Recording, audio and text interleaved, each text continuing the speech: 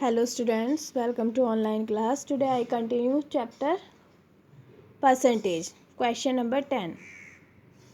A man saves 18% of his monthly income if he saves rupees 3780 per month. Then what is his monthly income? ये कह रहे हैं कि एक आदमी अपनी मंथली इनकम का 18% जो है अमाउंट सेव करता है और वो अमाउंट कितना होता है 18%? 3780, यानी ये किसी चीज़ का 18% है।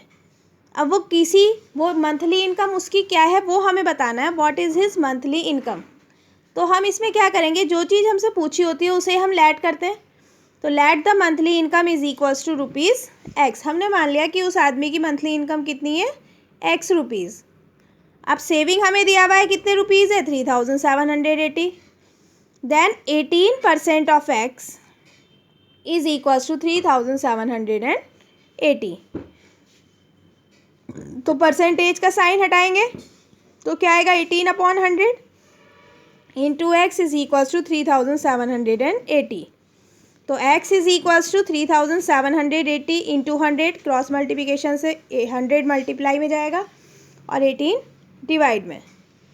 अब 18 से इसे डिवाइड करेंगे तो क्या आ जाएगा हमारा, एक्स की मंथली इनकम हो जाएगी 21,000।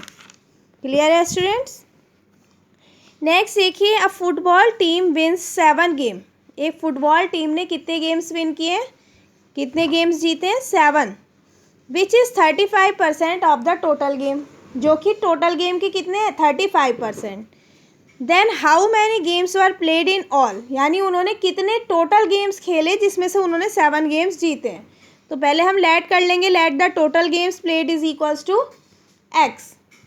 अब वही सिंपल तरीका, 35% of x is equals to 7। Then 35/100 into x is equals to 7। Then x is equals to 7 into 100/35। 7 5 जो 35, 5 से 100 को डिवाइड किया 20, एक्स की वैल्यू आ गई 20, यानी total number of games played is equals to 20, यानी उन्होंने टोटल गेम्स कितने खेले, 20।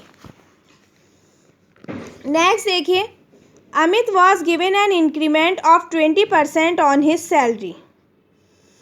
अमित को उसकी सैलरी में कितना इंक्रीमेंट दिया गया, 20% का। If his new salary is rupees 30,600, यदि उसकी नई सैलरी जो बढ़ी हुई सैलरी है वो कितनी है, 30,600।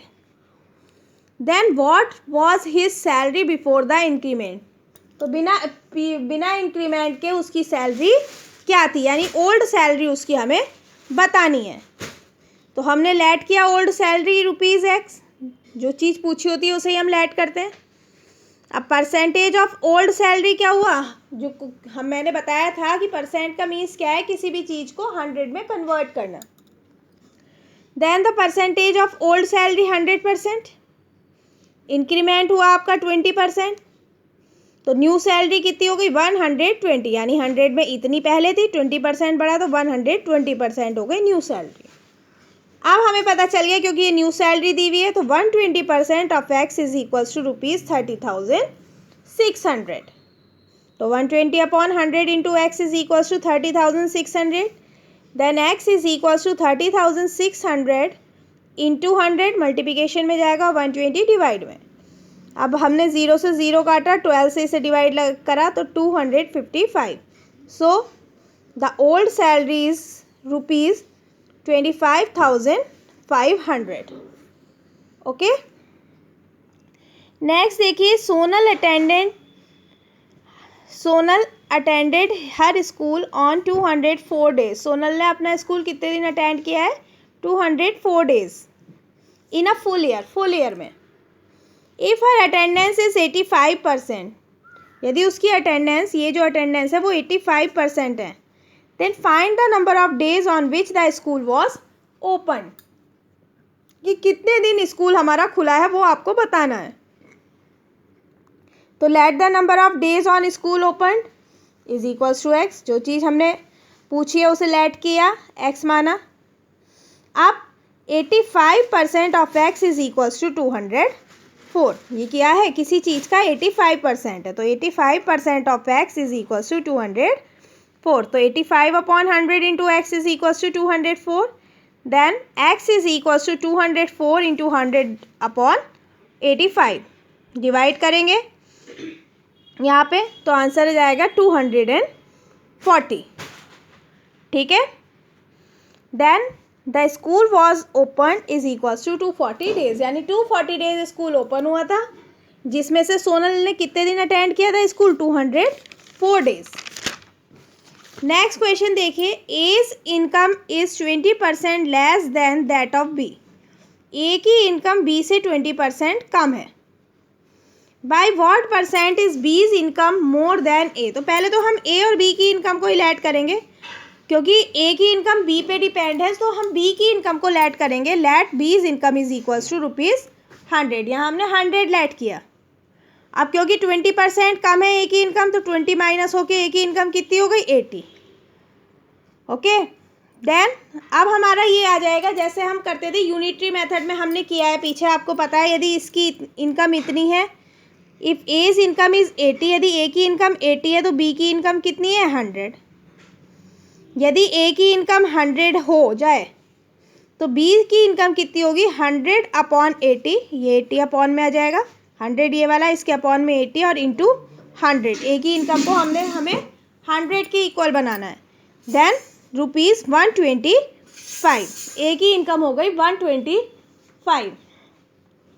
सो percent of B's income is more than A's income. ये पूछा है कि बी की इनकम ए से कितनी परसेंट ज़्यादा है. तो 125 माइनस, इसमें से बी की इनकम माइनस कर दीजिए तो परसेंटेज पता चल जाएगा 25%. नेक्स्ट क्वेश्चन देखिए इंपॉर्टेंट भी है ये और थोड़ा सा डिफरेंट भी है. The price of petrol goes up by 10%. Petrol के प्राइस कितने बढ़े हैं? 10% बढ़े हैं. By how much percent must a motorist reduce the consumption of petrol so that the expenditure on it remains unchanged. ये कह रहे हैं कि पेट्रोल के जो हमारे प्राइस हैं वो कितने इंक्रीज़ हुए हैं? 10%.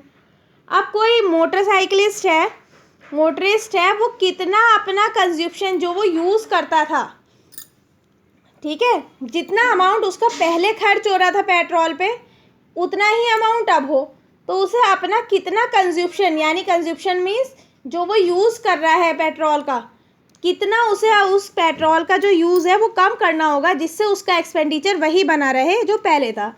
सपोज़ करो उसका पहले पेट्रोल पे खर्च हो रहा था 100 रुपीज़, अब क्योंकि बढ़ के रेट हो गया 110, ठीक है, तो उसे अपना कंजप्शन कितना कम करे 100 रुपीज़ में. सपोज़ करो वो 1 लीटर पेट्रोल यूज़ कर रहा था, तो अब 110 क्योंकि प्राइस हो गया है, तो कितना वो यूज़ कम करे जो उसका एक्सपेंडिचर 100 रुपीज़ ही रहे. तो फर्स्टली हम यहाँ क्या करेंगे? Let the consumption of petrol, हमने माना कि वो 1 यूनिट पेट्रोल यूज़ कर रहा है, लेट कर लिया, और उस 1 यूनिट की कॉस्ट कितनी है? 100 रुपीज़, यानी इतना यूज़ कर रहा है और उसकी कॉस्ट 100 रुपीज़ है. अब न्यू कॉस्ट ऑफ 1 यूनिट क्या है? 110, क्योंकि 10% इंक्रीज़ हुआ है, तो हमने न्यू कॉस्ट ऑफ 1 यूनिट क्या मान लिया? 110 रुपीज़. अब वही हो गया, इन ₹110 पेट्रोल परचेज 1 यूनिट, है ना, 100 में भी 1 यूनिट हो रहा था, 110 में भी 1 यूनिट हो रहा था, तो 1 रुपीज़ में कितना परचेज करेंगे? 1/110. तो अब हमें क्योंकि अपना एक्सपेंडिचर वही बनाना है, तो 100 रुपीज़ में कितना होगा? 1/110 इंटू 100, यानी कि 0 से 0 कटा, 10/11. समझ में आया? यानी कि इतना पेट्रोल हमारा 100 रुपीज़ में आएगा. 110 में 1 यूनिट आ रहा है, तो 100 रुपीज़ में कितना आएगा? 10/11. अब इसका हमसे पूछा था रिडक्शन इन कंजप्शन, कितना रिडक्शन उन्होंने किया है. ये तो हमारा न्यू आ गया कि इतना आएगा उसमें, तो ओल्ड थी हमारा यूज़ 1 यूनिट, और अब जो है हमारा 100, पहले 100 रुपीज़ में 1 यूनिट आ रहा था, अब 100 रुपीज़ में कितना आ रहा है? 10/11 यूनिट. तो माइनस कर लेंगे, ओल्ड में से न्यू यूनिट माइनस कर लेंगे, ये ओल्ड कंजप्शन है और ये न्यू कंजप्शन. तो एलसीएम लेंगे, 1 के अपॉन में 1 रखा, 11 आ गया, 11 बन जाए 11 माइनस 10, देन 1/11 यूनिट, यानी उन्हें अपना कितना खर्चा कितना कंजप्शन कम करना होगा, 1/11 यूनिट कम उन्हें यूज़ करना होगा। सो रिडक्शन परसेंट, ये तो डिडक्शन आया, अब रिडक्शन परसेंट कितना होगा, तो किसी भी चीज़ को परसेंट में कन्वर्ट करने के लिए क्या करते हैं, मल्टीप्लाई बाय 100, तो 1/11 इंटू 100, देन 9 होल 1/11%। क्लियर है स्टूडेंट, इंपॉर्टेंट क्वेश्चन है। नेक्स्ट देखिए, the population of a town increase by 8% annually, किसी टाउन की जो पॉपुलेशन है वो एनुअली कितनी बढ़ती है, 8%। If the present population is 54,000 then what was it a year ago, यदि इस साल की उसकी पॉपुलेशन कितनी है, 54,000 है प्रेजेंट में जो है, तो पिछले साल कितनी थी, यानी ये तो 8% बढ़ी हुई है, पिछले साल क्या होगा, 8% कम होगी। तो let the population of town a year अगो, एक साल पहले हमने मान ली कि उसकी पॉपुलेशन कितनी थी, x, अब बढ़ के कितनी हो गई, 8% थी, ठीक है, तो नई पॉपुलेशन का परसेंटेज क्या हो जाएगा, 108। मैंने बताया था कोई भी चीज़ जो टोटल होती है वो 100% होती है, तो पिछले साल 100%, अब उसकी 8% बढ़ी तो 108%, तो 108% of x is equals to 54,000, तो 108/100 into x is equals to 54,000।